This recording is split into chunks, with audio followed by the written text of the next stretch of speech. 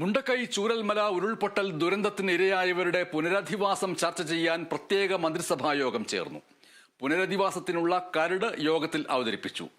വിവരങ്ങളുമായി വിനയ രാജ് ചേരുന്നു. എന്തൊക്കെയാണ് ഈ മന്ത്രിസഭായോഗത്തിലെ വിവരങ്ങൾ? പ്രധാനമായും ഈ പുനരധിവാസ പദ്ധതിയുടെ മേൽനോട്ടത്തിനായി പ്രത്യേക സമിതിയെ നിയോഗിക്കാൻ തീരുമാനമായിട്ടുണ്ട്.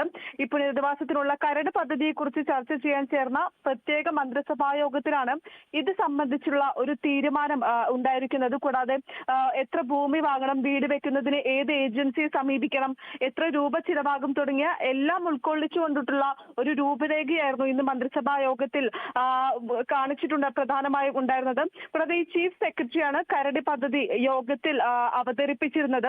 ഈ വീടുകൾ നിർമ്മിക്കാനുള്ള ടൗൺഷിപ്പിന്റെ കാര്യത്തിലും സ്ഥലം ഏറ്റെടുക്കുന്നതിന്റെ കാര്യമെല്ലാം തന്നെ യോഗത്തിൽ പ്രധാനമായും ചർച്ചയായിട്ടുണ്ട്. കൂടാതെ ഈ വീട് നിർമ്മിച്ചു നൽകാൻ ഈ വയനാട് ദുരന്തത്തിൽ വീട് നഷ്ടപ്പെട്ടവർക്ക് വീട് നിർമ്മിച്ചു നൽകാൻ സന്നദ്ധത അറിയിച്ചവരുമായി സർക്കാർ അടുത്ത ദിവസം തന്നെ മുഖ്യമന്ത്രി ഈ കൂടിക്കാഴ്ച നടത്തുമെന്നാണ് മനസ്സിലാക്കാൻ സാധിക്കുന്നത്. ഇത് ഈ മാസം ഒന്നില്ലെങ്കിൽ ഈ മാസം അവസാനമോ അല്ലെങ്കിൽ അടുത്ത മാസം ആദ്യമോ ആയി തന്നെ മുഖ്യമന്ത്രി ഈ ആളുകളുമായി ചർച്ച നടത്തും. ഈ ചർച്ചകൾക്കെല്ലാം തന്നെ ചീഫ് സെക്രട്ടറിയാണ് നിലവിൽ ചുമതലപ്പെടുത്തിയിരിക്കുന്നത്. അതേസമയം തന്നെ ഈ പുനരധിവാസവുമായി ബന്ധപ്പെട്ട് ഈ സഹായം ചെയ്തവരുമായുള്ള ചർച്ചകളെല്ലാം തന്നെ നടത്തും. ഈ പുനരധിവാസവുമായി ബന്ധപ്പെട്ടുള്ള പ്രവർത്തനത്തിന് മേൽനോട്ടത്തിന് പ്രത്യേക സമിതിയെയും നിയോഗിച്ചിട്ടുണ്ട്. ഇത്തരത്തിൽ നിരവധി കാര്യങ്ങളാണ് ഇന്നത്തെ മന്ത്രിസഭാ യോഗത്തിൽ പ്രധാനമായും ചർച്ച ചെയ്തിട്ടുണ്ടായിരുന്നത്. പ്രധാനമായും ഈ ഭൂമി ഏറ്റെടുക്കുന്ന കാര്യത്തിലാണെങ്കിലും അല്ലെങ്കിൽ ഏത് ഏജൻസിയെ സമീപിക്കണം എന്ന കാര്യത്തിലാണെങ്കിലും എല്ലാം തന്നെ ഒരു തീരുമാനം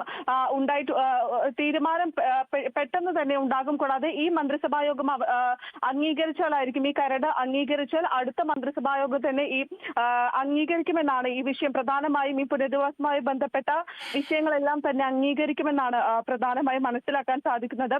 ഇത്തരത്തിൽ നിരവധി കാര്യങ്ങളാണ് ഇന്ന് പ്രധാനമായും ഈ മന്ത്രിസഭാ യോഗത്തിൽ ചർച്ചയായിട്ടുണ്ടായിരുന്നത്.